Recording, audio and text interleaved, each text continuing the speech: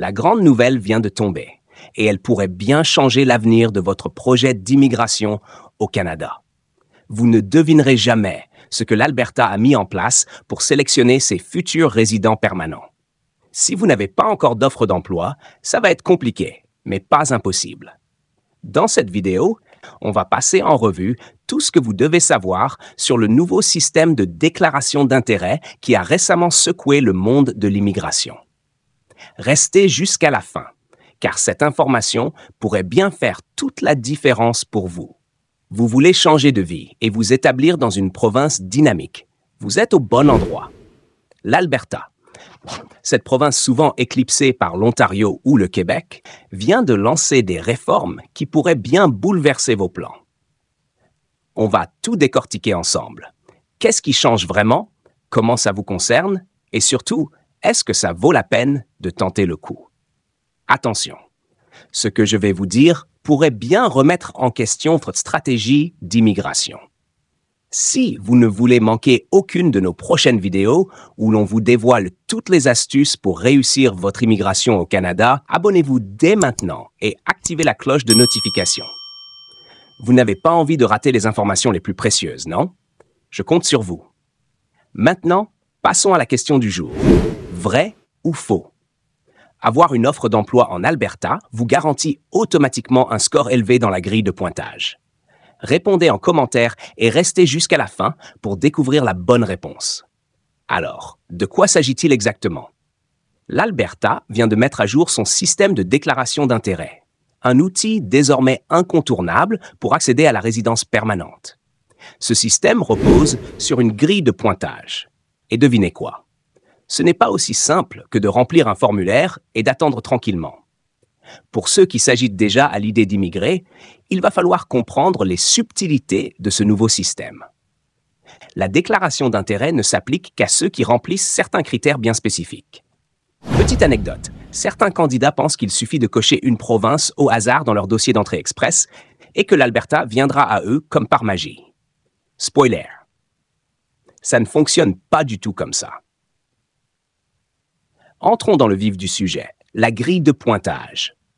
Pour maximiser vos chances, vous devez atteindre un certain nombre de points. Et attention, tous les points ne se valent pas. Avoir une offre d'emploi vous rapporte 16 points d'un coup, alors que des critères comme avoir un membre de la famille en Alberta ne vous donneront que 8 points. De plus, avoir étudié ou travaillé en Alberta peut vous faire gagner jusqu'à 10 points supplémentaires. Pas mal, non? Mais voici où ça devient épineux. Sans offre d'emploi, vos chances de passer sont quasiment nulles. Si vous êtes actuellement hors du Canada, sans cette fameuse offre, les choses se compliquent sérieusement. Bon à savoir, contrairement à d'autres provinces, l'Alberta ne fait pas de discrimination sur l'âge. Que vous ayez plus ou moins de 45 ans, vous aurez entre 3 et 5 points. Donc, si vous pensiez que l'âge serait votre principal obstacle, rassurez-vous, ce n'est pas ici que ça va vous pénaliser. Cependant, même si la grille semble relativement simple, ne vous méprenez pas.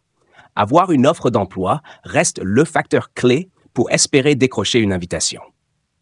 Le marché de l'emploi en Alberta est particulier et certains secteurs sont en demande constante, notamment dans le domaine médical. Infirmières, pharmaciens ou encore aides-soignants, vous êtes les bienvenus.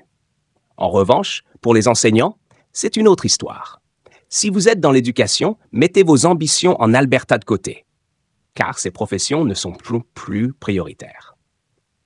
Maintenant, venons-en à ce qui pourrait vraiment vous intéresser. Comment obtenir cette fameuse offre d'emploi? Eh bien, ce n'est pas impossible, mais cela demande de la stratégie et du réseau. Il existe plusieurs méthodes que j'ai déjà partagées dans d'autres vidéos, alors n'hésitez pas à aller les consulter dans les liens en description. Elles vous fourniront des astuces pour maximiser vos chances de décrocher un contrat de travail en Alberta. Avant de conclure, revenons à notre question du jour. Vrai ou faux? Une offre d'emploi garantit-elle un score élevé dans la grille de pointage? La réponse est vrai. Avec jusqu'à 16 points en poche, vous êtes déjà bien parti pour atteindre le seuil requis. Mais attention, cela ne suffit pas toujours pour passer devant d'autres candidats. Tout est une question de stratégie.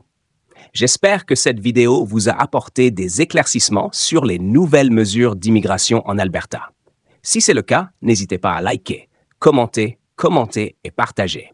Et surtout, abonnez-vous pour ne rien manquer de nos prochaines vidéos remplies d'astuces pour réussir votre immigration au Canada.